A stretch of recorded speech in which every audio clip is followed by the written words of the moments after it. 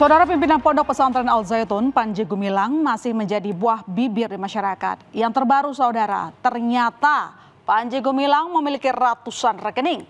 Bahkan yang mengagetkan, total angkanya mencapai triliunan rupiah. Angka ini membuat Pusat Pelaporan Transaksi Keuangan atau PPATK bergerak untuk melakukan pemeriksaan. PPATK mengungkap bahwa Panji Gumilang memiliki sebanyak 289 rekening. Dari jumlah ini saudara, 256 rekening menggunakan atas nama pribadi dan 33 rekening sisanya atas nama Yayasan Al Zaitun. PPATK pun akhirnya memblokir ratusan rekening Panji Gumilang. Pertanyaannya, kok bisa ya Panji Gumilang memiliki ratusan rekening? PPATK sejauh ini sudah memblokir ya sebanyak 256 rekening yang terkait atas nama Panji Gumilang ya, dan ini sudah memakai juga 6 identitas ya dengan nama-nama yang hampir sama tapi isinya apanya berbeda gitu. Kemudian juga ada 33 rekening atas nama yayasan. Usut punya usut, ternyata saudara, sang pimpinan Ponpes Al Zaitun tersebut menggunakan nama yang berbeda-beda agar bisa memiliki rekening yang mencapai ratusan. Ia diketahui menggunakan 6 identitas yang berbeda untuk membuat rekening. Hal ini diungkapkan Menko Polhukam Mahfud MD. Mahfud juga bilang ratusan rekening tersebut diblokir dan sedang diperiksa PPATK untuk menyelidiki ada atau tidaknya transaksi yang mencurigakan. Ada 256 rekening atas nama dia dan 33 rekening atas nama institusi, jadi 289. Ini sekarang sedang dianalisis dari sudut PPATK, apakah ada pencucian uang atau tidak. Kalau agak mencurigakan makanya diambil oleh PPATK, sekarang sedang diambil oleh PPATK, agak mencurigakan. Tanya PPATK saja, Barreskrim Polri membentuk tim khusus untuk menelusuri transaksi mencurigakan dalam ratusan rekening milik pimpinan Pondok Pesantren Al Zaitun, Panji Gumilang, serta rekening milik Al Zaitun. Tim yang dibentuk oleh Barreskrim Polri ini salah satunya untuk berkoordinasi dengan PPATK terkait hasil analisis soal kasus transaksi mencurigakan dalam ratusan rekening atas nama Panji Gumilang. Dan selain itu, dalam proses penyidikan, Direktorat Tindak Pidana Umum Barreskrim Polri juga akan memeriksa sejumlah saksi ahli. Mencurigakan Pak itu? Ya, itu menjadi bagian dari tugasnya Barreskrim. Nanti itu udah ada tim yang dibentuk untuk dibagi tugasnya masing-masing, siapa yang harus koordinasi ke PPATK misalnya, kemudian mencari saksi ahli, melengkapi dengan kebutuhan-kebutuhan penyidikan lainnya supaya menjadi terang. Kemarin sudah dipanggil untuk klarifikasi dari pimpinan Al Zaitun dan saat ini sedang dalam proses oleh tim dari penyidik untuk melengkapi administrasi penyidikan lainnya serta akan menyiapkan saksi-saksi serta ahli yang terkait. Dan ternyata saudara, Panji Gumilang sempat menyebutkan jika biaya operasional Ponpes Al Zaitun tidak sedikit per tahun. Biaya operasional di pondok pesantren yang berada di Kabupaten Indramayu tersebut mencapai 120 miliar rupiah. Lalu, dari mana Panji Gumilang mendapat uang untuk biaya operasional yang angkanya mencapai ratusan miliar rupiah ini? Salah satu sumber pemasukan Ponpes Al Zaitun yakni melalui biaya pendidikan santri. Masuk Ponpes Al Zaitun, masing-masing santri harus membayar 53 juta rupiah per tahun, saudara. Nah, di setiap tahun Panji Gumilang menargetkan sebanyak 750 santri. Jika dihitung, diperkirakan dalam 1 tahun, Ponpes Al Zaitun mampu mendapatkan uang sebesar 39 miliar rupiah dari pendidikan santri. Dan selain itu, cara pengumpulan dana lain yang dilakukan, yakni meminta infak dari para pengikut hingga membuat panti asuhan. Contohnya saudara, di tahun 1993, infak yang dihasilkan mampu mencapai 2 ton emas.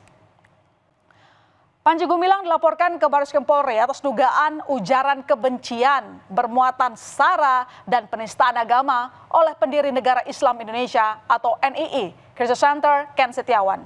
Sebagai mantan anggota NII dan pengurus Ponpes Al Zaitun, pada tahun 2000 hingga 2002 saudara, Ken juga membawa sejumlah bukti. Pondok pesantren Al Zaitun sebelumnya memang kerap dikaitkan dengan ajaran radikal negara Islam Indonesia yang tidak mengakui kedaulatan NKRI. Kita ingin melihat ada proses hukum, ingin ada keadilan, buat tidak ada yang kebalik. Karena sudah jelas ini penodaan agama dan jelas kita kan dari korban ini sudah melihat bahwa ini ada yang salah. Nanti kita selanjutnya selesai kita proses. Laporan Ken Setiawan ke Barreskrim Polri ternyata mendapat penolakan dari wali murid Ponpes Al Zaitun. Bahkan para wali murid melaporkan pendiri Negara Islam Indonesia atau NII Crisis Center Ken Setiawan ke Barreskrim Mabes Polri. Ken Setiawan dilaporkan atas dugaan fitnah terkait pernyataannya di sebuah podcast yang menyebut diperbolehkannya berzina antar para santri di Ponpes Al Zaitun. Karena dinilai meresahkan para santri, Ken Setiawan dilaporkan atas penyebaran berita bohong. Ken Setiawan dan Hedi Pras kepada ketidaknyamanannya wali santri dan santri, sehingga banyak wali santri dan santri dipojokkan atau dijustis bahwa keluaran dari Al Zaitun itu adalah tempat yang bisa berzina. Setelah sempat dilaporkan oleh sejumlah pihak ke Barreskrim Polri, Panji Gumilang mulai melakukan perlawanan hukum. Panji Gumilang menggugat Majelis Ulama Indonesia MUI ke Pengadilan Negeri Jakarta Pusat. Dalam gugatannya, pimpinan Ponpes Al Zaitun ini menggugat MUI atas kerugian imaterial sebesar 1 triliun rupiah. Melalui kuasa hukumnya, Panji Gumilang mengatakan, gugatan dilayangkan lantaran mendapat sejumlah tuduhan hanya berdasarkan potongan video di media sosial. Gugatan yaitu terhadap Saudara Anwar Abbas dan turut tergugatnya MUI ya, pusat melontarkan tuduhan yang hanya berdasar dari potongan-potongan TikTok atau ungkapan-ungkapan yang dipotong-potong di media sosial.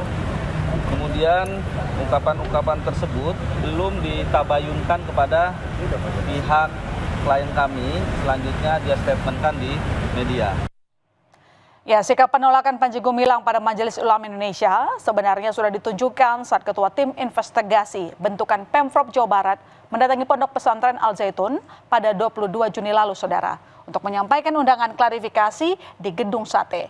Di hadapan Ketua Tim Investigasi Al Zaitun, Badruzaman M. Yunus, Panji Gumilang terang-terangan meminta keluar jika ada anggota MUI yang ikut hadir ke Al Zaitun. Melangkah sedikit saja kurang sopan. Nah, sampai dikatakan haram masukkan ke Al Zaitun.